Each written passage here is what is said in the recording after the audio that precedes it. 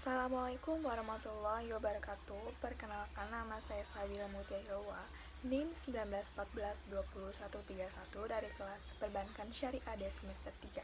Di sini saya akan memaparkan jurnal yang telah saya buat yang berjudul Perkembangan Perbankan dan Lembaga Keuangan Syariah di tahun 2014 sampai dengan tahun 2019 di Indonesia. Untuk memenuhi tugas kuis 2 mata kuliah Bank dan Lembaga Keuangan Syariah, langsung saja. Yang pertama, Perkembangan Perbankan dan Lembaga Keuangan Syariah tahun 2014. Perkembangannya, perekonomian Indonesia di tahun 2014 dihadapkan pada sejumlah tantangan yang tidak ringan. Di antaranya bersumber dari pemulihan ekonomi global yang kurang memenuhi ekspektasi dan terus berlangsungnya proses penyesuaian struktural terkait ketahanan energi, pangan, ekspor, dan infrastruktur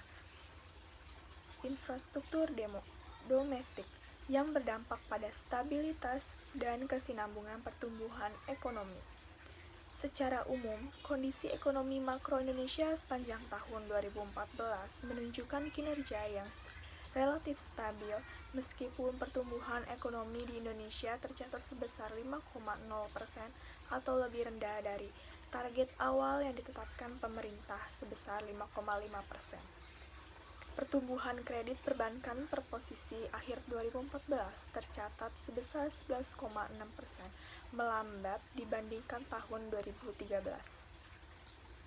Selanjutnya, perkembangan perbankan dan lembaga keuangan syariah di tahun 2015. Pada tahun 2015, perkembangan nasional hanya tumbuh sebesar 9,3%, lebih rendah dibandingkan dengan pertumbuhan tahun 2019 sebesar 13,3%. Selanjutnya, perkembangan perbankan dan lembaga keuangan syariah di tahun 2016 adalah perkembangan di tahun 2016 setelah 3 tahun terakhir mengalami perlambatan pertumbuhan. Selanjutnya, perkembangan perbankan dan lembaga keuangan syariah di tahun 2017 adalah seiring dengan perbaikan kinerja ekonomi nasional, perkembangan industri pada tahun 2017 juga mencatatkan pertumbuhan yang menggembirakan, baik dari sisi aset, pembiayaan yang disalurkan PYD, dan dana pihak ketiga DPK. Pertumbuhan perbankan syariah terdiri dari Bank Umum Syariah, Unit Usaha Syariah, dan BPRS, meskipun sedikit mengalami perlambatan dibandingkan tahun 2016. Pertumbuhan aset, PYD, dan DPK masih terjaga angka yang cukup tinggi, yaitu masing-masing sebesar 18,97%, 15,24%, dan 19,83%. Selanjutnya, perkembangan perbankan dan lembaga keuangan syariah di tahun 2018. Pada tahun 2018, kondisi ketahanan perbankan syariah semakin solid. Hal ini tercermin dari meningkatnya rasio CAR Bank Umum Syariah atau BUS sebesar 248 BPS menjadi 20,39%. Sementara itu, fungsi intermediasi perbankan syariah berjalan dengan baik. Pembiayaan yang disalurkan PYD dengan dana pihak ketiga DPK masing-masing mengalami pertumbuhan sebesar 12,21% dan 11,14%, sehingga pertumbuhan aset perbankan syariah selama periode tersebut sebesar 12,57%. Selanjutnya, perkembangan perbankan dan lembaga keuangan syariah di tahun 2019 adalah pada tahun 2019, kondisi ketahanan perbankan syariah semakin solid.